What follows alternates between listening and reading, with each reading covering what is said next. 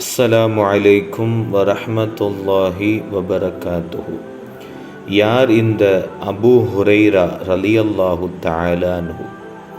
இவர்கள் கண்மணி நாயகம் ஸல்லல்லாஹு அலைஹி வஸல்லம் அன்னவர்கள் ஹிஜ்ரத்து செய்வதற்கு சுமார் 19 வருட காலங்களுக்கு முன்பதாக பிறந்தார்கள்.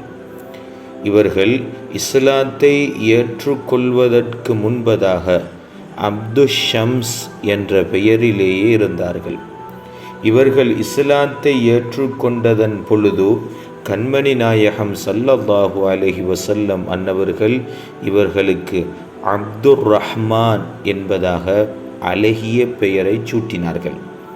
ஆனால் இவர்கள் இன்று வரைக்கும் அபூ ஹுரைரா என்ற பட்ட பெயருடனே இவர்கள் பிரசித்தி பெற்றிருக்கிறார்கள்.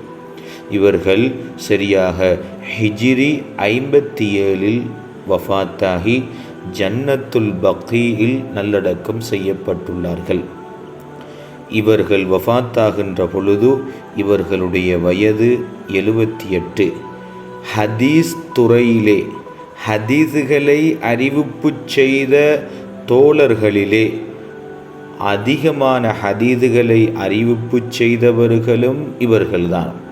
சுமார் 5374 ஹதீதுகள் இவர்களை தொட்டும் அறிவிப்பு செய்யப்பட்டிருக்கிறது.